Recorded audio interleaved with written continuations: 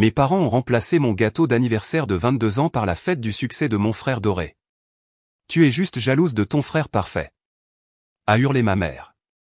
Quand ils m'ont jeté dehors ce soir-là, j'ai souri parce qu'ils ne savaient pas quelle lettre d'héritage était dans mon sac. Bonjour, je m'appelle Odile, j'ai 22 ans.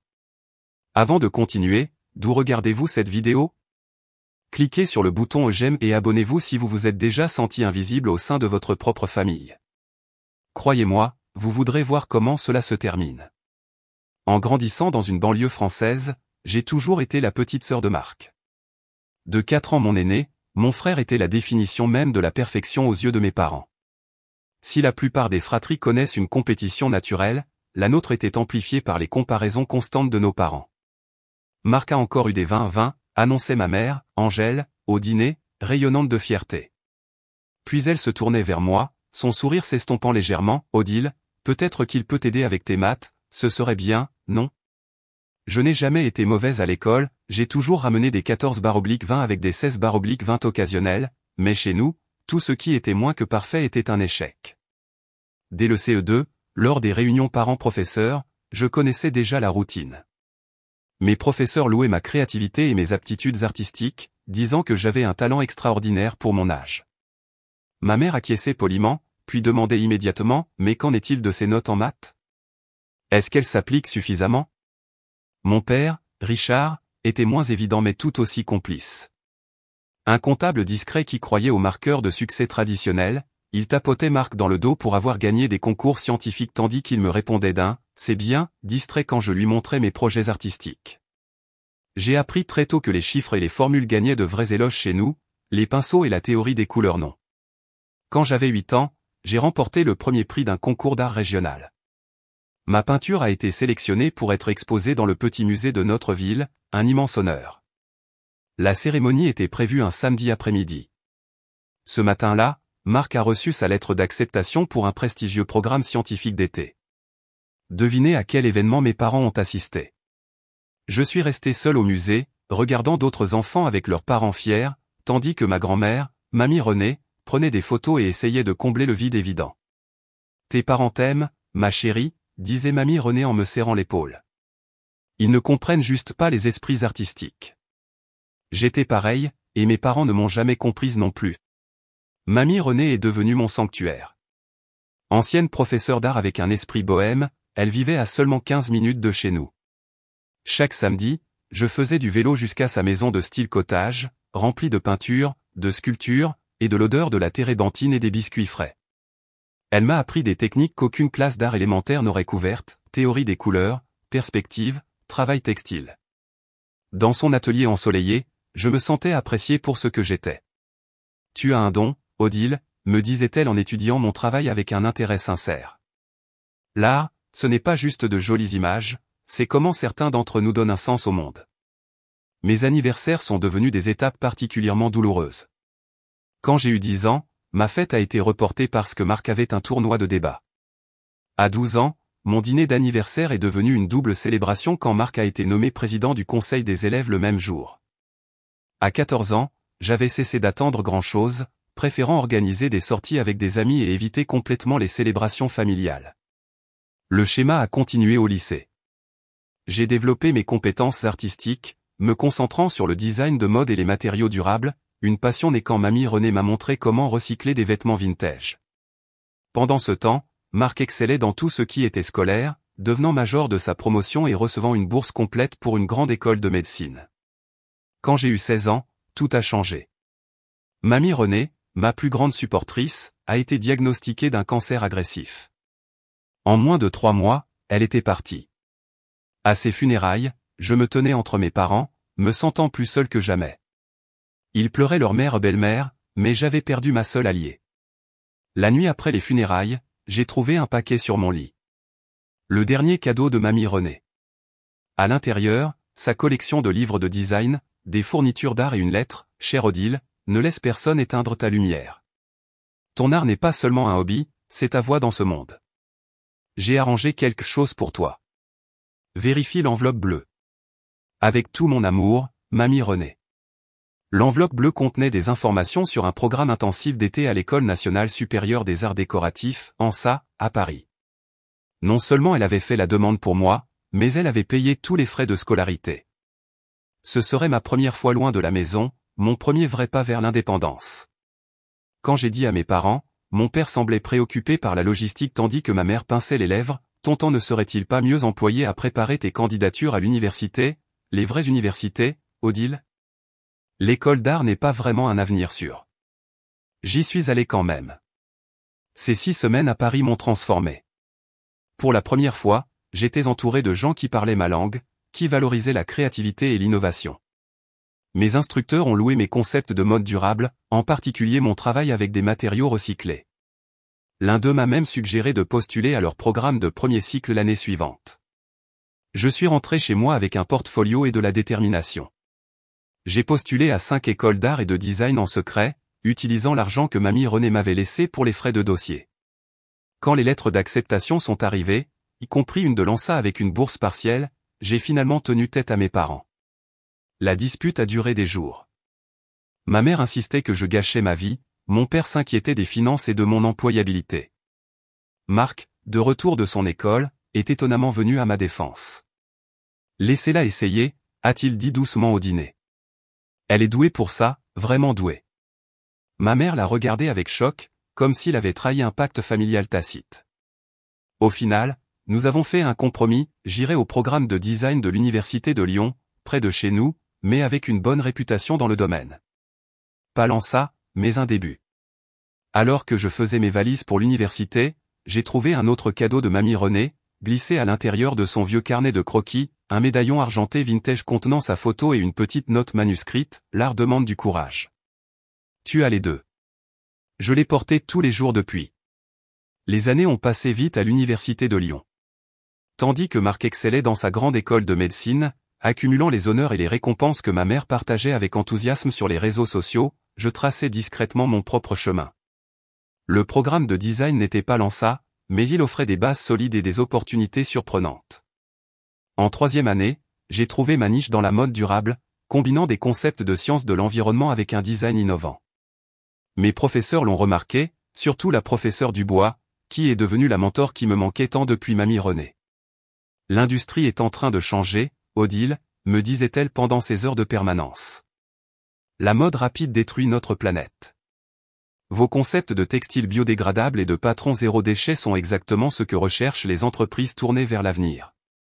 Pendant ces années, j'ai développé un cercle d'amis petits mais solides qui me comprenaient. La plus importante était Chloé, une connaissance du lycée qui avait renoué avec moi en 2e année quand nous avons partagé un cours de sciences de l'environnement. Contrairement à mes amis d'enfance qui s'étaient éloignés, incapables de comprendre ma dynamique familiale, Chloé a immédiatement percé la façade. Tes parents sont des narcissiques typiques, a-t-elle déclaré après avoir été témoin d'un dîner familial particulièrement douloureux auquel elle avait été invitée. Et ils ont fait de ton frère l'enfant en or. Ce n'est pas ta faute, ni la sienne d'ailleurs, mais tu dois reconnaître le schéma. La perspective de Chloé, qui était étudiante en psychologie, m'a aidé à nommer ce que j'avais vécu toute ma vie. Avec ces encouragements, j'ai commencé à fixer des limites, à réduire mes visites à la maison, à filtrer les appels de ma mère, à répéter des réponses aux commentaires passifs-agressifs. Lentement, j'ai retrouvé mon estime de soi. En dernière année, j'avais remporté 2 concours de design régionaux et effectué un stage dans une petite mais respectée marque de mode durable à Marseille. Ma collection de fin d'études a été sélectionnée pour la prestigieuse présentation de fin d'année de l'université, où des professionnels de l'industrie seraient présents. Les choses commençaient enfin à s'assembler professionnellement, même si ma famille restait peu impressionnée. Alors que mon 22e anniversaire approchait fin avril, je ressentais un mélange familier d'espoir et d'appréhension. Une partie de moi aspirait toujours à l'approbation de mes parents, souhaitait toujours cet anniversaire parfait où je me sentirais vraiment célébré pour qui j'étais. Chloé m'a mise en garde contre le risque de me préparer à la déception, mais je ne pouvais pas m'en empêcher. Cette année, ce sera différent, lui ai-je dit alors que nous prenions un café entre les cours. Je suis sur le point d'obtenir mon diplôme, j'ai eu du succès, et Marc ne sera même pas là puisqu'il fait sa rotation hospitalière à Toulouse. Chloé m'a lancé son regard sceptique breveté, et qu'est-ce qui te fait penser qu'ils vont soudainement voir ta valeur maintenant? J'ai haussé les épaules, traçant le bord de ma tasse de café. Maman a même appelé pour suggérer un dîner chez eux, elle a dit, et je cite, « Nous devrions célébrer ton anniversaire comme il se doit cette année. » C'est un progrès, non? L'expression de Chloé s'est adoucie. Protège juste ton cœur, d'accord? Prépare peut-être des plans de secours avec nous pour plus tard, peu importe comment se passe le dîner. Mes amis avaient déjà organisé une petite célébration pour le samedi suivant mon dîner d'anniversaire, dans mon restaurant thaïlandais préféré, suivi d'une soirée dansante. Mais mon anniversaire était le mercredi, et quelque chose en moi désirait toujours cette reconnaissance familiale. La semaine précédant mon anniversaire, je me suis plongé dans les préparatifs. J'ai acheté une nouvelle robe, un modèle bleu d'inspiration vintage que j'avais modifié avec des matériaux durables, comme pratique pour ma collection finale. J'ai même dépensé sans compter pour une coiffure, chose que je justifiais rarement avec mon budget étudiant serré. Ce que je n'avais dit à personne, pas même à Chloé, c'est que j'avais participé au concours de design d'avenir durable, l'un des concours les plus prestigieux pour les jeunes designers. Le grand prix comprenait une bourse de 100 000 € pour le développement d'une ligne de mode écologique et un stage rémunéré d'1 an à Paris. J'avais soumis mon portfolio, axé sur des tenues de soirée biodégradables, des robes de soirée qui pourraient être compostées après avoir été portées, retournant complètement à la terre en moins de 6 mois. 2 jours avant mon anniversaire, j'ai reçu un email, j'étais l'une des 5 finalistes. Ils me voulaient à Paris dans 3 semaines pour la présentation finale. J'ai fixé mon téléphone, incrédule, relisant le message 10 fois pour m'assurer que je n'hallucinais pas. Mon premier instinct a été d'appeler mes parents et de partager la nouvelle, mais quelque chose m'a retenu. Des années de déception m'avaient appris la prudence. Au lieu de cela, j'ai décidé de leur dire lors de mon dîner d'anniversaire, en face. Peut-être que cette réussite, reconnue par des leaders de l'industrie, les ferait enfin voir que mon chemin était légitime. La veille de mon anniversaire, j'ai appelé Marc pour partager mon enthousiasme concernant le dîner et la nouvelle du concours. C'est incroyable, Odile, a-t-il dit, l'air sincèrement impressionné. Ce truc de concours, c'est énorme. Tu vas le dire à maman et papa demain. Je pense que oui, ai-je répondu, faisant tourner le médaillon de mamie Renée entre mes doigts, si le moment est propice. Il y a eu une pause sur la ligne. Gère juste tes attentes, d'accord? Tu sais comment ils sont. Ils m'ont invité à dîner, Marc, pour mon anniversaire. Ça doit bien signifier quelque chose, non? Une autre pause. Oui, a-t-il finalement dit. Bien sûr. Nous avons discuté un peu plus de sa rotation et de ma remise de diplôme à venir avant de raccrocher. Malgré son avertissement, je me suis endormi pleine d'espoir.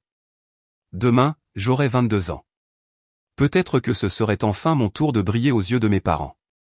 Mon anniversaire s'est levé, clair et lumineux, le genre de journée de printemps parfaite, faite pour la célébration. J'ai passé la matinée en cours, recevant des SMS d'amis et un message vidéo particulièrement doux de Chloé, chantant une version désaccordée de « Joyeux anniversaire ». Mon père a envoyé un simple SMS « Joyeux anniversaire », ma puce, tandis que le message de ma mère me rappelait que le dîner était à 18h30 pile et d'être élégante. Je suis arrivé à la maison de mes parents en banlieue à exactement 18h25, lissant ma robe bleue alors que je marchais sur le chemin de briques familier. Immédiatement, j'ai remarqué quelque chose d'étrange. Il y avait au moins 6 voitures garées dans l'allée et le long de la rue. Mes parents recevaient rarement, et ils n'avaient certainement pas mentionné d'autres invités pour mon dîner d'anniversaire. Une vague d'anxiété m'a traversé l'estomac. Avait-il prévu une fête surprise? Ce serait sans précédent. Ou ces voitures n'avaient-elles aucun lien avec mon dîner? J'ai serré le petit portfolio que j'avais apporté, contenant des images imprimées de mes designs pour le concours, soudain incertaine de partager ma nouvelle. Alors que j'approchais de la porte d'entrée, j'ai pu entendre le murmure de plusieurs conversations et des rires occasionnels à l'intérieur. Prenant une profonde inspiration, j'ai sonné à la porte au lieu d'utiliser ma clé. D'une certaine manière, il me semblait faux d'entrer simplement. Mon père a ouvert la porte, l'air étonnamment formel dans une chemise boutonnée et une cravate. Odile, te voilà. Sa salutation était joyeuse mais distraite, et il se tournait déjà vers le salon alors que j'entrais. La maison était remplie de monde, famille, amis, parents, collègues de mes parents. Au moins 20 visages se sont tournés vers moi alors que j'entrais, offrant de brefs sourires avant de reprendre leur conversation. Une banderole était accrochée à l'entrée de la salle à manger, mais de ma position, je ne pouvais pas la lire. « Qu'est-ce qui se passe ?» ai-je demandé, suivant mon père à travers la foule. Je pensais que nous dînions pour mon anniversaire. Les mots sont morts dans ma gorge quand j'ai atteint la salle à manger et que j'ai finalement vu la banderole « Félicitations Marc ». Au centre de la table trônait un gâteau élaboré, décoré d'un stéthoscope et d'un caducée médical. Pas de bougie d'anniversaire, pas de joyeux anniversaire Odile. Et puis je l'ai vu. Marc, debout près de la baie vitrée, entouré d'admirateurs. Il n'était pas censé être à Toulouse en rotation. Il était ici, en France, à ce qui était clairement une célébration en son honneur. Ma mère m'a aperçu et s'est précipitée, verre de vin à la main. Odile, enfin. N'est-ce pas merveilleux? Marc a reçu le prix Stevenson d'excellence médicale. Un seul étudiant dans tout le pays le reçoit chaque année. Nous sommes si fiers. Je suis resté figé, serrant mon portfolio contre ma poitrine comme un bouclier. Mais ce soir était censé être mon dîner d'anniversaire. Ma mère a fait un geste de la main, dédaigneux. Nous pouvons célébrer ton anniversaire n'importe quel jour, mais c'est spécial. Marc a dû venir en avion juste pour ce soir et repart demain matin. Elle a baissé la voix en ajoutant, je t'ai aussi acheté un petit gâteau dans la cuisine. Nous pourrons le sortir après la célébration de Marc. La pièce a semblé s'incliner légèrement. Une après-pensée. J'étais une après-pensée. Encore. Vous auriez pu m'appeler, ai-je dit, ma voix à peine audible au-dessus du bruit de la fête. Vous auriez pu me faire savoir que les plans avaient changé. Ne commence pas, Odile, a averti ma mère, son sourire s'estompant. C'est important. Marc a accompli quelque chose d'extraordinaire. Et mon anniversaire n'est pas important? Pas même digne d'un appel téléphonique pour reporter? Plusieurs invités à proximité ont jeté un coup d'œil dans notre direction, et l'expression de ma mère s'est durcie alors qu'elle me saisissait le coude, me dirigeant vers le couloir pour plus d'intimité. Pourquoi faut-il toujours que tu ramènes tout à toi, a-t-elle sifflé une fois que nous étions seuls. Ton frère a accompli quelque chose de remarquable, et tout ce à quoi tu peux penser, c'est un dîner d'anniversaire? Tu auras plein d'anniversaires. C'est un honneur unique pour Marc. De chaudes larmes me sont montées aux yeux. C'est toujours à propos de Marc. Toujours. Juste une fois, je voulais qu'une journée soit à propos de moi. Oh, pour l'amour du ciel, a claqué ma mère. C'est exactement ton problème, Odile. Tu es juste jalouse de ton frère parfait. Il travaille dur pour ses réussites tandis que tu perds ton temps avec ton petit hobby et que tu attends la même reconnaissance. Chaque mot était comme un coup physique. Mon petit hobby m'a mené en finale du concours de design le plus prestigieux du pays, ai-je lâché, regrettant immédiatement d'avoir révélé ma nouvelle de cette façon. L'expression de ma mère est passée de la colère à l'incrédulité dédaigneuse. Quel concours est-ce encore? Encore une de ces expositions d'art étudiantes? Avant que je puisse répondre, mon père est apparu dans le couloir. Angèle, ils sont prêts à porter un toast. Ses yeux ont fait des allers-retours entre nous, sentant clairement la tension. Tout va bien ici? Odile est contrariée que nous célébrions Marc ce soir au lieu de son dîner d'anniversaire, a expliqué ma mère, me faisant passer pour une enfant capricieuse. Mon père a soupiré, l'air mal à l'aise mais non surpris. Chérie, nous pouvons célébrer ton anniversaire ce week-end. Ce soir est important pour ton frère. S'il te plaît, ne fais pas de scène. Une scène, ai-je répété, ma voix montant malgré mes efforts pour rester calme. Je suis venu pour mon dîner d'anniversaire et j'ai trouvé une fête surprise pour Marc à la place. Je ne fais pas de scène, je réagis à une. L'expression de mon père s'est durcie. Baisse la voix. Nous avons des invités. Des invités pour la fête de Marc, les jeux corrigés. Pas pour mon anniversaire, soyons clairs là-dessus. Marc est apparu dans le couloir, l'air préoccupé. Tout va bien? Ils nous attendent pour le toast. Ma mère a immédiatement retrouvé son sourire. Bien sûr, nous arrivons tout de suite. Elle m'a lancé un regard d'avertissement. Odile exprimait juste sa déception concernant le changement de plan. Marc avait l'air sincèrement mal à l'aise. Odile, je suis désolé. Je ne savais pas que ce soir était censé être ton dîner d'anniversaire. Maman m'a juste dit de rentrer à la maison pour une célébration. Bien sûr qu'il ne savait pas. Marc n'était pas le méchant de cette histoire. Il ne l'avait jamais été. Il était juste le bénéficiaire involontaire des priorités biaisées de nos parents. C'est bon, ai-je dit, ne le pensant pas du tout. Félicitations pour ton prix. Pourquoi ne nous rejoindrais-tu pas, a-t-il proposé, essayant de m'inclure. Puis peut-être après le toast, nous pourrions aussi mentionner ton anniversaire. Avant que je puisse répondre, ma mère a coupé court, sèchement, ce n'est pas une célébration commune, Marc. Odile pourra avoir son moment une autre fois. Ce soir est consacré à ta réussite. Quelque chose en moi a craqué. Des années à être secondaire, à ravaler les déceptions, à me faire plus petite pour accommoder la grandeur de mon frère.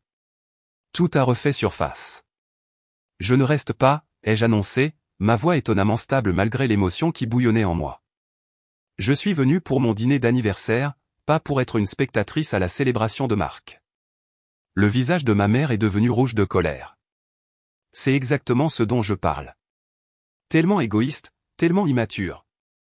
Si tu ne peux pas être heureuse pour la réussite de ton frère sans que ça tourne autour de toi, alors peut-être que tu devrais partir. Angèle, a averti mon père, jetant un coup d'œil nerveux vers le salon rempli d'invités. Non, Richard, a continué ma mère, sa voix montant. Je suis fatigué de marcher sur des œufs autour de son ego fragile. Marc travaille incroyablement dur pour de vraies réussites tandis qu'elle joue avec des chutes de tissu et s'attend à la même reconnaissance. C'est ridicule. Le portfolio dans mes mains est soudain devenu lourd. À l'intérieur se trouvaient des designs que des professionnels de l'industrie avaient jugés suffisamment innovants pour me classer parmi les 5 finalistes nationaux. Mais pour ma mère, ce n'était que des chutes de tissu. Marc s'est approché de moi. Odile, ne pars pas. Maman ne voulait pas dire. Oui, je le pensais, l'a interrompu notre mère. Il est temps que quelqu'un lui dise la vérité. L'école d'art, les concours de design, ce ne sont pas de vraies réalisations, pas comme la médecine ou le droit ou les affaires. Ce sont des hobbies que les gens poursuivent quand ils ne peuvent pas faire face à de vrais défis académiques. Chaque mot coupait plus profondément que le précédent. J'ai regardé mon père, cherchant le moindre signe de défense ou de désaccord, mais il avait l'air mal à l'aise, évitant mon regard. Dis quelque chose, papa, ai-je supplié, ma voix se brisant. Êtes-vous d'accord avec elle? C'est ce que vous pensez tous les deux de moi. Son silence a été une réponse suffisante. Les larmes coulaient maintenant librement. Je me suis tourné pour partir. La voix de ma mère m'a suivi dans le couloir, c'est ça, fuis quand les choses deviennent difficiles. Très mature. Si tu veux te comporter comme une enfant le jour de ton anniversaire, vas-y, mais n'attends pas de nous que nous nous y complaisions. Si tu franchis cette porte, ne reviens pas avant d'avoir grandi et d'être capable de soutenir cette famille. J'ai fait une pause devant la porte d'entrée, me tournant pour leur faire face une dernière fois. Mon père semblait peiné mais silencieux. Ma mère se tenait les bras croisés, inflexible. Marc hésitait entre eux, le conflit évident sur son visage. Je ne reviendrai pas, ai-je dit doucement. Pas tant que vous ne pourrez pas me voir pour qui je suis, et non pour qui vous vouliez que je sois. Sur ce, je suis sorti dans l'air du soir, la porte se refermant fermement derrière moi. Alors que j'atteignais ma voiture, j'ai entendu le son étouffé d'applaudissements et de cris de joie venant de l'intérieur. Le toast pour Marc commençait, juste à l'heure. J'ai roulé sans but dans les rues familières, les larmes brouillant ma vision, jusqu'à ce que je me gare enfin sur le parking du parc de la Tête d'Or, l'endroit où mamie Renée et moi avions l'habitude de dessiner les dimanches après-midi. La soirée printanière devenait fraîche, mais je m'en fichais. Alors que j'étais assise sur notre banc préféré, surplombant l'eau, mon portfolio serré contre ma poitrine comme un gilet de sauvetage, mon téléphone a vibré à plusieurs reprises, des messages de Marc exprimant son inquiétude et s'excusant, bien que rien de mes parents. J'ai finalement appelé la seule personne que je savais comprendre. Ils ont remplacé mon dîner d'anniversaire par une fête pour Marc, ai-je dit à Chloé, ma voix brisée, alors que je racontais les événements de la soirée. Ma mère a dit que mon travail de design n'était que jouer avec des chutes de tissu et non une vraie réussite. L'indignation de Chloé pour moi a été immédiate et féroce. C'est de l'abus émotionnel, Odile, pur et simple. Tu le sais, n'est-ce pas? Où es-tu maintenant? Je viens te chercher. En moins de 20 minutes, la Honda usée de Chloé s'est garée sur le parking. Elle m'a jeté un coup d'œil, assise, le visage taché de larmes dans ma robe d'anniversaire, et m'a serré dans ses bras. Tu restes chez moi ce soir, a-t-elle déclaré, pas de discussion. Demain aussi si tu as besoin. En fait, qu'importe, reste aussi longtemps que tu en auras besoin.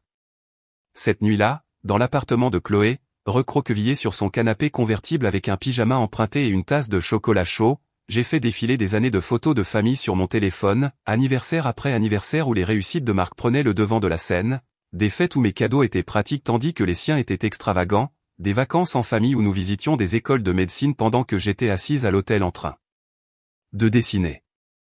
Le schéma était si clair, si cohérent. Je me suis demandé comment je ne l'avais pas pleinement reconnu auparavant. Tu te souviens de mon 16e anniversaire, ai-je demandé à Chloé, qui était assise en tailleur à côté de moi. Ils m'ont donné une calculatrice scientifique parce que Marc a dit que j'en aurais besoin pour mes cours de physique à l'université. Même si tu leur avais déjà dit que tu voulais étudier l'art, a ajouté Chloé, levant les yeux au ciel, classique. Et mon dîner de remise de diplôme du lycée a tourné autour du stage de recherche de Marc. Chloé a hoché la tête sombrement. J'étais là pour ça. Ta mère a passé 20 minutes à montrer à tout le monde sa lettre d'acceptation. Plus nous parlions, plus les exemples faisaient surface, créant une mosaïque douloureuse de rejet systématique. Au matin, ma tristesse s'était durcie en quelque chose d'autre, un mélange de colère et de résolution qui me semblait inhabituel mais nécessaire. La semaine suivante s'est déroulée dans un brouillard d'émotions. Je suis resté chez Chloé, assistant au cours de manière mécanique tout en digérant la finalité des paroles de ma mère. Marc m'envoyait des SMS tous les jours, de plus en plus préoccupé quand je ne rentrais pas chez moi ou ne répondais pas aux messages de nos parents, des SMS de mon père me demandant quand j'allais retrouver la raison, et un message vocal remarquablement impoli de ma mère suggérant que j'exagérais, comme d'habitude. Ils sont incapables de voir ce qu'ils ont fait de mal, ai-je dit à la professeure Dubois pendant les heures de permanence, après avoir partagé la situation quand elle a remarqué ma performance distraite en classe. Est-ce que c'est mal d'abandonner l'idée qu'ils me comprendront un jour ? La professeure Dubois a retiré ses lunettes pensivement. La famille est compliquée, Odile. En tant que personne qui n'a pas parlé à mon propre père depuis 15 ans, je peux vous dire que parfois, la distance est nécessaire pour votre propre bien-être. La question est, de quoi avez-vous besoin maintenant pour avancer ? Ce dont j'avais besoin, c'était de me sentir valorisé, que mon travail soit pris au sérieux. Mais à mesure que les jours passaient et que la date limite du concours approchait, je me suis retrouvé à douter. Et si ma mère avait raison ? Et si le design de mode durable n'était qu'un hobby, pas une vraie carrière ? La voix dans ma tête qui sonnait habituellement comme Mamie Renée était noyée par le ton dédaigneux de ma mère. 10 jours après le désastre de mon anniversaire, j'ai touché le fond. Assise sur le sol de la salle de bain de Chloé à 2 heures du matin, je fixais mon matériel de concours étalé autour de moi et j'envisageais de me retirer. Le syndrome de l'imposteur qui avait toujours rôdé aux confins de ma conscience me consumait maintenant entièrement. Qui étais-je pour penser que je pouvais gagner un concours de design national ? Qui étais-je pour imaginer un avenir à Paris, travaillant aux côtés d'innovateurs de l'industrie ? Chloé m'a trouvé là 1 heure plus tard, quand elle s'est levée pour boire de l'eau. Sans un mot, elle s'est assise à côté de moi sur le carrelage froid. Je pense que je devrais me retirer du concours, ai-je murmuré. Je ne suis pas prête. Mes designs ne sont pas assez bons. Chloé est restée silencieuse un long moment, observant les croquis et les échantillons de tissu qui nous entouraient. Puis elle a pris mon portfolio et a commencé à le feuilleter délibérément. C'est ta mère qui parle, pas toi, a-t-elle finalement dit, tenant mon design le plus innovant, une robe de soirée entièrement faite de textile à base d'algues qui se biodégraderait complètement dans les 6 mois suivant son élimination. C'est brillant, Odile. C'est l'avenir de la mode. Mais si. Non, l'a interrompu Chloé fermement. Je t'ai vu te rabaisser pendant des années pour éviter d'éclipser ton frère aux yeux de tes parents. Je t'ai vu minimiser tes talents et tes réussites parce qu'ils te faisaient sentir qu'ils n'avaient aucune valeur. Mais je ne vais pas rester là et te regarder saboter ton avenir à cause de leurs limites. Elle a rassemblé mes matériaux, les empilant délibérément. Tes parents ne comprendront peut-être jamais ton travail, mais cela ne diminue en rien sa valeur. Tu dois décider maintenant si tu vas laisser leur vision étroite déterminer ton chemin, ou si tu vas revendiquer ton propre succès, indépendamment de leur approbation. Ces mots ont frappé avec la force de la vérité. J'ai pensé à la note de Mamie Renée, l'art demande du courage, et j'ai réalisé que c'était exactement le moment pour lequel elle m'avait préparé. Le lendemain matin, j'ai pris rendez-vous avec la professeure Dubois et j'ai apporté tout mon portfolio. Pendant 3 heures, nous avons examiné chaque aspect de ma participation au concours, identifiant les faiblesses et affinant les concepts. Sa critique était dure mais constructive, me poussant à renforcer les domaines où mes designs n'étaient pas entièrement aboutis. Le comité recherche l'innovation, la durabilité et la commercialisation, a-t-elle expliqué en réorganisant mes planches de présentation. Vos concepts sont les plus solides dans les 2 premiers domaines, mais vous devez aborder la manière dont ces designs pourraient être produits à grande échelle. C'est ce qui vous distinguera des autres finalistes qui ont de beaux concepts qui ne pourraient jamais être fabriqués. Pendant que nous travaillions, la professeure Dubois a partagé sa propre histoire, comment sa famille indienne traditionnelle l'avait reniée lorsqu'elle avait choisi le design de mode plutôt que la médecine, comment elle avait lutté pendant des années avant de trouver le succès, comment elle s'était finalement réconciliée avec sa mère mais jamais avec son père. Le succès est la meilleure vengeance, Odile, m'a-t-elle dit, ses yeux sérieux derrière ses lunettes élégantes.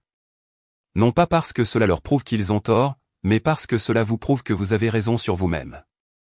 Cet après-midi-là, je suis retourné à l'appartement de Chloé avec une détermination renouvelée.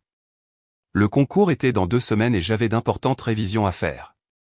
Je devais aussi trouver comment financer le voyage à Paris. Mes économies limitées ne couvriraient pas le billet d'avion et l'hébergement, et je ne pouvais certainement pas demander à mes parents maintenant. On va y arriver, a promis Chloé. Pas à pas, la première étape était claire, je devais quitter définitivement la maison de mes parents. Bien que j'ai vécu dans un appartement sur le campus pendant les trimestres scolaires, beaucoup de mes affaires restaient à la maison et j'avais prévu d'y retourner après l'obtention de mon diplôme pendant la recherche d'emploi. Ce n'était plus une option. Les 2 semaines suivant mon anniversaire sont devenues une période de transformation intense. Avec le soutien indéfectible de Chloé et les conseils de la professeure Dubois, je me suis plongé dans le perfectionnement de ma candidature au concours, travaillant tard dans la nuit et me levant tôt pour continuer. Mes designs ont évolué de concept prometteur à une collection cohérente avec des voies de fabrication claires, exactement ce que les juges rechercheraient. Vous avez toujours eu le talent, a noté la professeure Dubois lors de notre dernière séance de révision. Maintenant, vous avez la confiance qui va avec. La confiance était nouvelle, née de la nécessité plutôt que de l'éducation.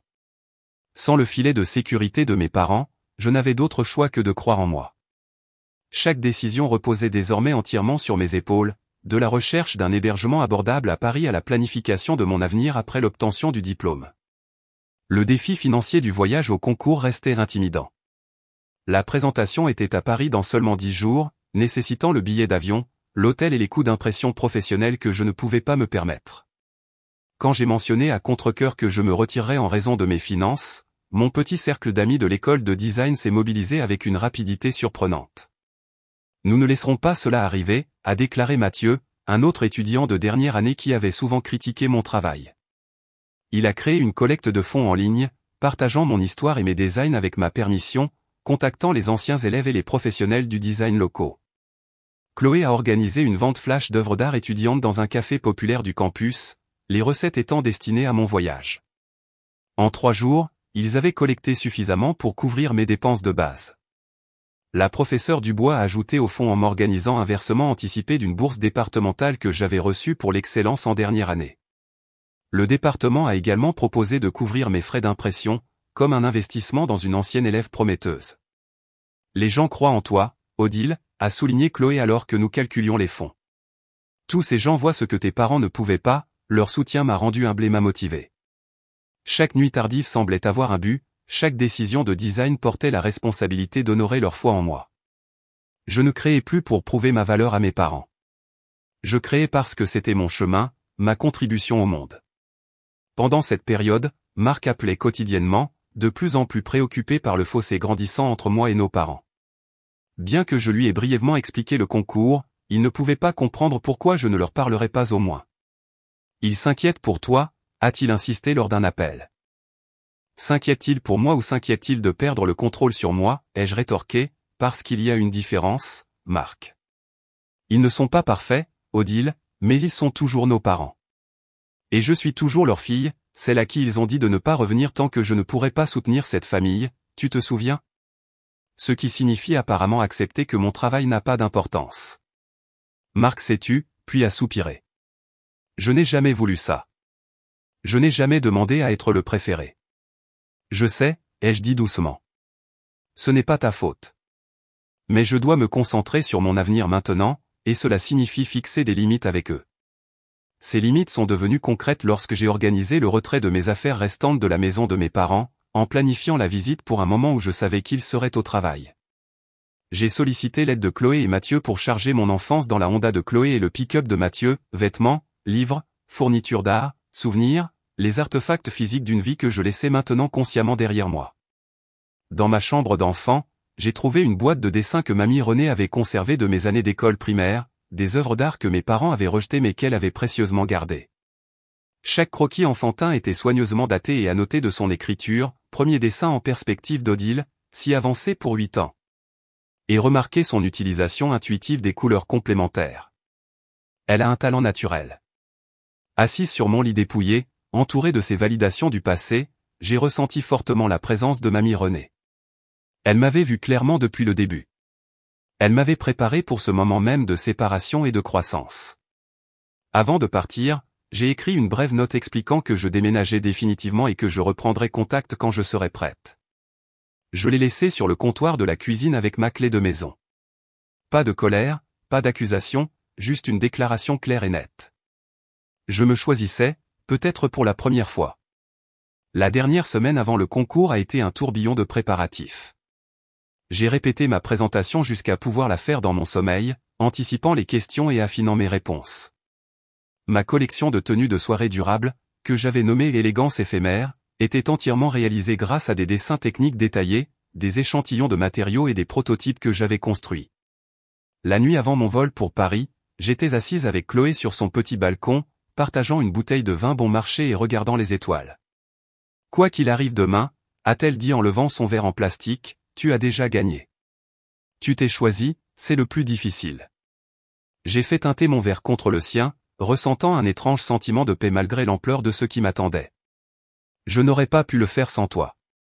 Chloé a secoué la tête. Je t'ai juste rappelé ce que tu savais déjà.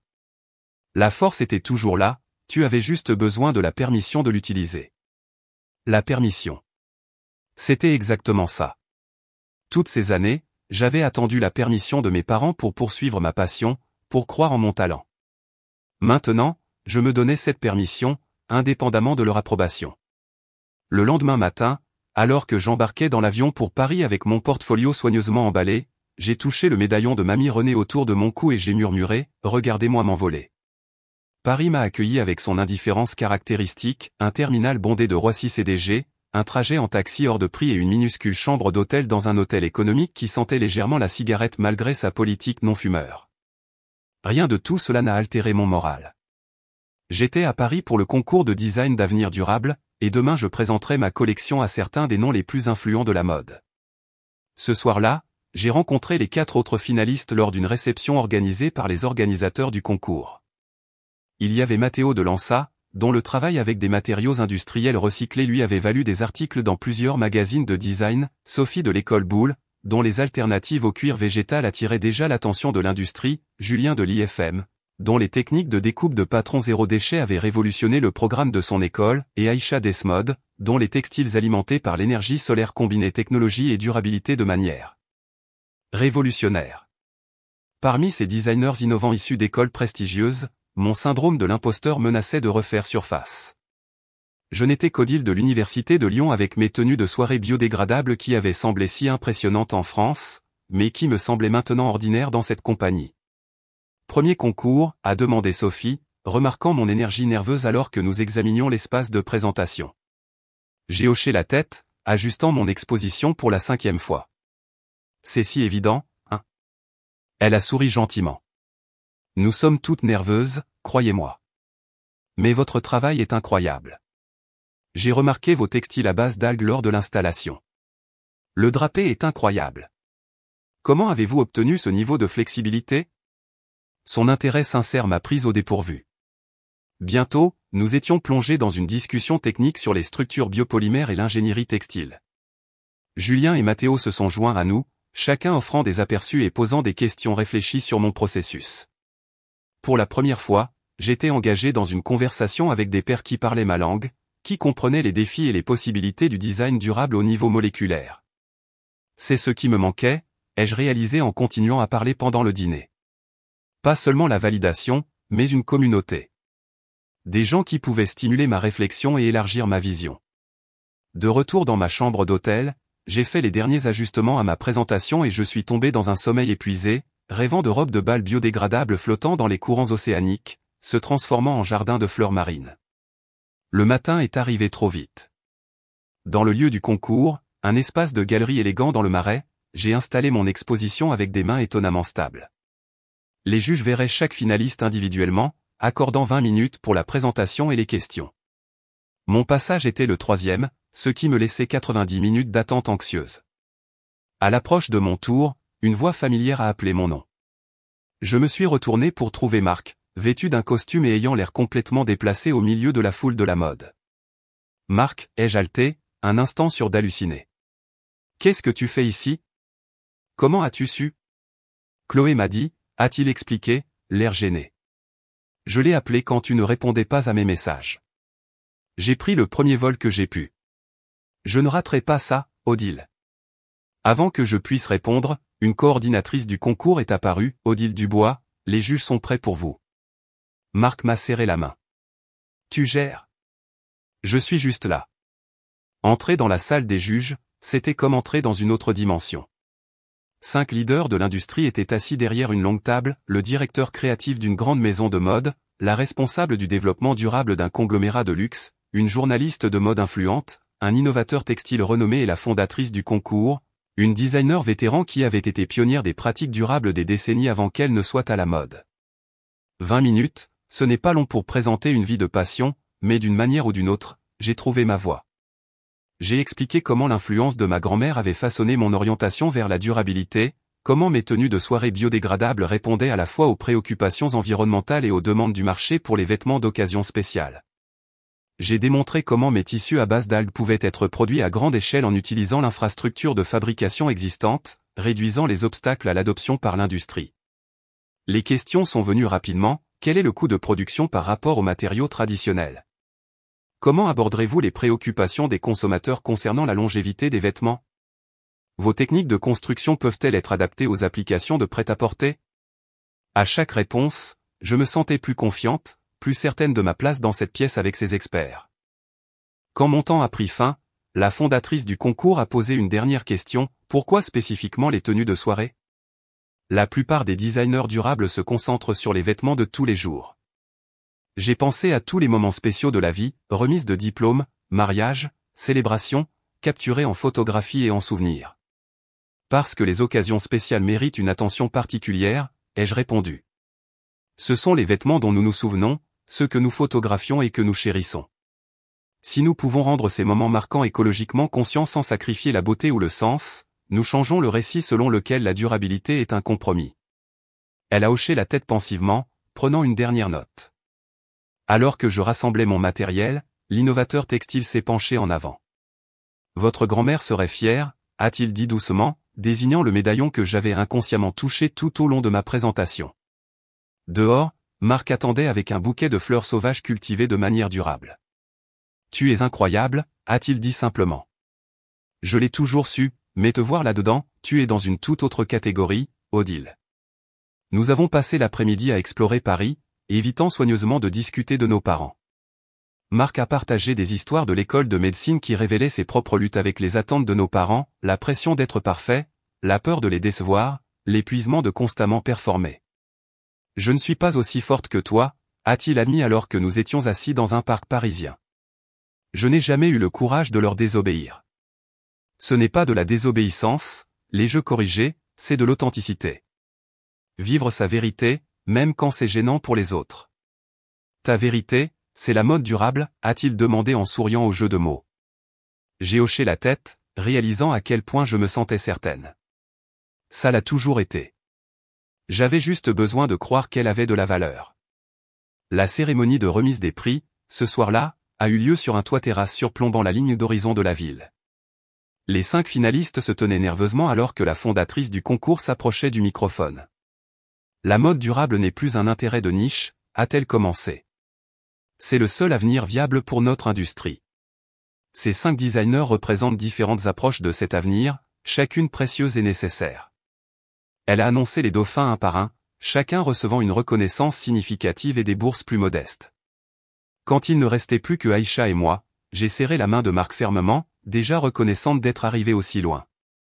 Le Grand Prix revient à une designer qui a démontré non seulement l'innovation technique, mais aussi une compréhension profonde de la façon dont la durabilité peut améliorer plutôt que compromettre l'expérience émotionnelle de la mode.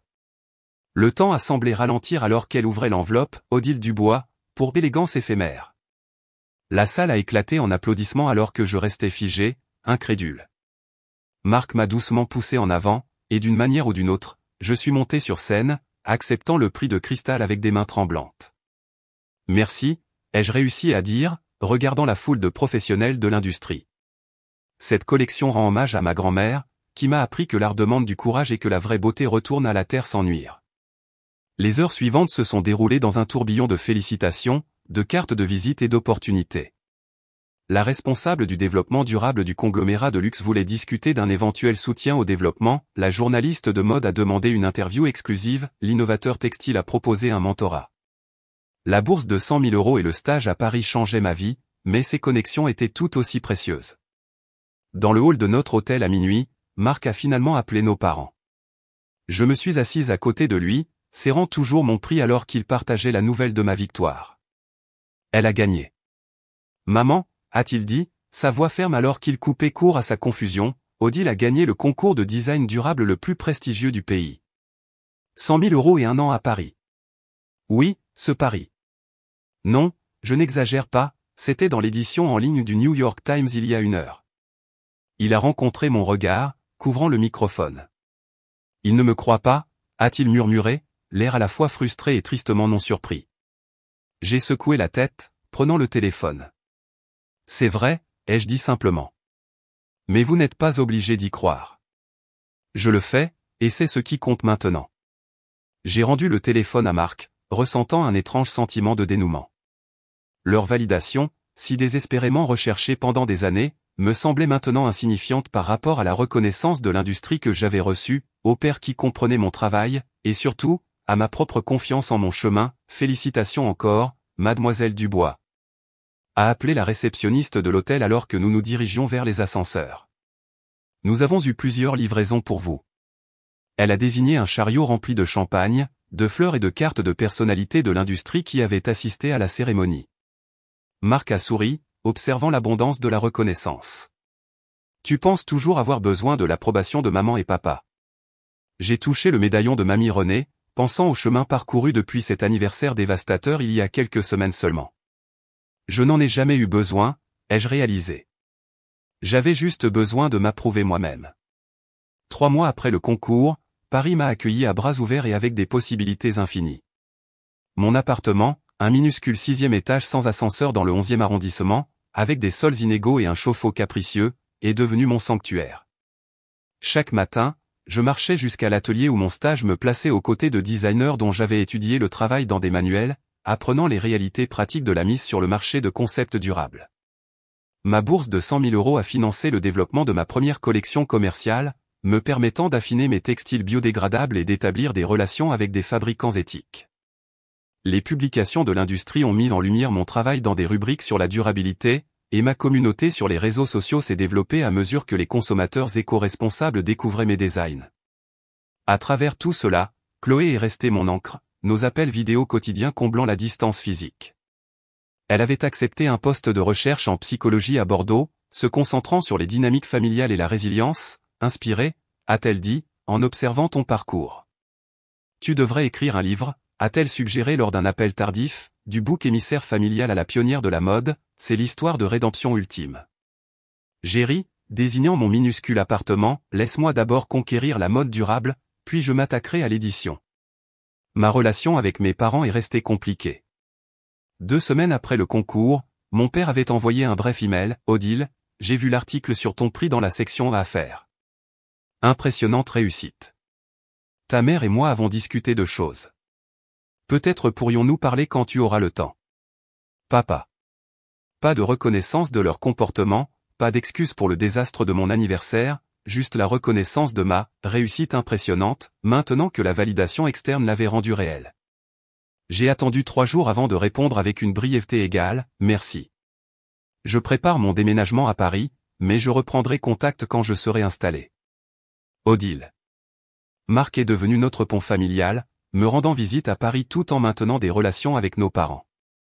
Il avait pris une position surprenante après le concours, refusant une prestigieuse bourse que notre mère lui avait poussé à accepter, en faveur d'un programme de santé communautaire qu'il trouvait plus significatif. Ton courage a inspiré le mien, m'a-t-il dit autour d'un café sur une terrasse près de Notre-Dame. Te voir te choisir m'a fait réaliser que je pouvais faire de même. Au bout de 3 mois à Paris, je me suis senti prête à tenter une reconnexion. Un appel vidéo a été organisé, avec Marc présent de leur côté pour un soutien moral. En voyant mes parents à l'écran, mon père, l'air plus vieux que dans mes souvenirs, ma mère tendue mais essayant de sourire, des émotions compliquées ont surgi. Ton appartement a l'air charmant, a offert ma mère après des salutations maladroites. C'est petit mais parfait pour l'instant, ai-je répondu, tournant mon ordinateur portable pour montrer les croquis et les échantillons de tissu recouvrant chaque surface. L'atelier me tient occupé et le développement de ma collection prend le reste de mon temps. Mon père s'est raclé la gorge. L'argent de la bourse est géré correctement? Vous avez considéré les implications fiscales? Même maintenant, il m'abordait sous l'angle des préoccupations pratiques plutôt que de la connexion émotionnelle. Certaines choses n'avaient pas changé. J'ai un comptable spécialisé dans les bourses d'art internationales, les jeux assurés. Tout est correctement géré. La conversation a continué de manière rigide jusqu'à ce que Marc mentionne une prochaine conférence sur la durabilité de la mode à Paris où mon travail serait présenté. C'est tout un honneur, a dit mon père, l'air sincèrement impressionné. Plusieurs grands détaillants seront là, ai-je expliqué, me passionnant pour le sujet que je maîtrisais le mieux. Il y a un intérêt croissant pour les applications commerciales des tenues de soirée biodégradables, surtout pour le marché du mariage. Des robes de mariée qui se décomposent, a médité ma mère, son expression illisible. Qui voudrait ça? La vieille piqûre familière du dédain est montée, mais je l'ai repoussée. Des mariées soucieuses de l'environnement qui comprennent qu'un vêtement porté une seule fois ne devrait pas peser sur la planète pendant des siècles. L'étude de marché montre une demande significative, surtout parmi les millénials. Elle a hoché la tête lentement, sans être d'accord, mais au moins sans discuter. Un certain progrès. Nous avons vu ton article dans Fashion Forward, a mentionné mon père, me surprenant. Il n'avait jamais montré d'intérêt pour les publications de l'industrie auparavant. Ta grand-mère aurait été très fière. La référence inattendue à Mamie Renée m'a prise au dépourvu. Vous avez gardé le magazine? Nous les avons tous, a admis ma mère doucement. Et les articles de journaux. Marc nous les envoie. Quelque chose a changé à ce moment-là. Pas exactement le pardon, mais la reconnaissance. Ils essayaient, à leur manière limitée, de comprendre le chemin que j'avais choisi. Ce n'était pas suffisant pour guérir toutes les blessures, mais c'était quelque chose sur quoi bâtir. Quand nous avons mis fin à l'appel, je me suis sentie étrangement plus légère. La validation que j'avais autrefois désespérément recherchée de leur part semblait maintenant moins importante que les limites que j'avais établies. Nous n'aurions jamais la relation étroite que j'avais souhaitée enfant, mais peut-être pourrions-nous développer une nouvelle dynamique basée sur le respect mutuel plutôt que sur l'approbation conditionnelle. Au cours des mois suivants, notre communication s'est installée dans un rythme durable, appels vidéo mensuels, emails occasionnels partageant des nouvelles professionnelles. De petits pas vers une nouvelle normalité. Ma mère faisait toujours des commentaires désobligeants sur le côté pratique de ma carrière, mais j'ai acquis la confiance nécessaire pour les laisser passer plutôt que de chercher sa compréhension. 6 mois après mon déménagement à Paris, je suis retourné brièvement en France pour un événement d'anciens élèves de l'université où j'avais été invité à parler de l'entrepreneuriat durable. Bien qu'anxieuse à l'idée de revoir mes parents en personne, j'ai organisé un déjeuner avec eux dans un restaurant neutre plutôt que chez eux. La rencontre n'a été ni un désastre ni une réconciliation hollywoodienne. Ma mère a apporté un dossier de coupure de presse sur mon travail, le présentant maladroitement comme si elle soumettait des preuves qu'elle avait prêté attention. Mon père a posé des questions réfléchies sur la biodégradabilité des textiles, s'engageant dans la science d'une manière qui ressemblait à un intérêt sincère. Ni l'un ni l'autre n'a directement reconnu l'incident de l'anniversaire où leurs années a rejeté mon chemin, mais leurs efforts pour se connecter à mes conditions suggéraient une reconnaissance tacite des erreurs passées. Ta collection sera lancée le mois prochain, a confirmé mon père alors que nous terminions le dessert. J'ai hoché la tête. À petite échelle initialement, dans des boutiques exclusives à Paris, Londres et New York, spécialisées dans le luxe durable. Si l'accueil est bon, nous étendrons nos partenariats aux grands magasins l'année prochaine. Nous aimerions la voir un jour, a dit ma mère avec précaution. Peut-être quand tu reviendras pour Noël? La vieille Odile aurait sauté sur cette occasion, désespérée de leur intérêt. La nouvelle Odile l'a considéré pensivement. Le calendrier des fêtes pourrait être serré avec les plannings de production, ai-je répondu honnêtement. Mais je serai de retour en février pour la Fashion Week. Ce serait une meilleure occasion de vous montrer la collection correctement. Fixer des limites ne signifiait pas rejeter la connexion, cela signifiait établir des conditions saines pour celle-ci. Ils semblaient comprendre, acquiesçant à mon calendrier plutôt que de pousser leurs préférences. Alors que mon 23e anniversaire approchait, j'ai décidé de le célébrer à ma manière, un dîner chez moi à Paris avec mes nouveaux amis et collègues, la famille choisie que j'avais bâtie dans ma nouvelle vie. Chloé a pris l'avion pour le week-end, apportant une boîte à bijoux vintage qu'elle avait trouvée et qui correspondait parfaitement à l'esthétique de Mamie Renée. À ta première année de liberté, a-t-elle trinqué, levant son verre alors que nous nous rassemblions autour de ma table à manger improvisé. Et à bien d'autres. En regardant autour de moi ces personnes qui m'appréciaient pour exactement qui j'étais, j'ai ressenti une profonde gratitude pour cet anniversaire douloureux qui avait catalysé ma transformation. Être mise à la porte cette nuit-là avait été le coup de pouce dont j'avais besoin pour trouver mon vrai chemin et ma voie authentique. L'industrie de la mode durable présentait encore des défis quotidiens, changer les perceptions des consommateurs, naviguer les limitations de fabrication, équilibrer les engagements éthiques avec la viabilité commerciale. Rien de tout cela n'était facile. Mais se libérer des dynamiques familiales limitantes ne l'était pas non plus, et j'avais réussi cette tâche apparemment impossible. Mon parcours de fille ignorée à designer primé n'était pas seulement une question de succès professionnel, c'était une question d'apprentissage que la validation externe ne peut jamais remplacer la confiance en soi, que parfois les personnes qui devraient vous soutenir le plus sont incapables de le faire, et que trouver sa tribu d'âmes partageant les mêmes idées est essentiel pour s'épanouir. Alors que je me prépare à lancer ma première collection commerciale le mois prochain, je porte toujours le médaillon de Mamie Renée tous les jours. Il me rappelle que nos héritages se poursuivent à travers ceux qui nous voient vraiment, et que parfois le plus grand cadeau que nous puissions recevoir est le courage de nous choisir. Alors, laissez-moi vous poser une question, quel rêve mettez-vous en attendant l'approbation de quelqu'un d'autre? Que se passerait-il si vous vous donniez la permission de le poursuivre quand même? Partagez vos histoires dans les commentaires ci-dessous, et n'oubliez pas d'aimer et de vous abonner pour d'autres récits de vie réelle de recherche de force à travers l'adversité. N'oubliez pas, parfois, les transformations les plus belles commencent par les moments les plus douloureux. Merci de faire partie de mon histoire, et j'ai hâte d'entendre la vôtre.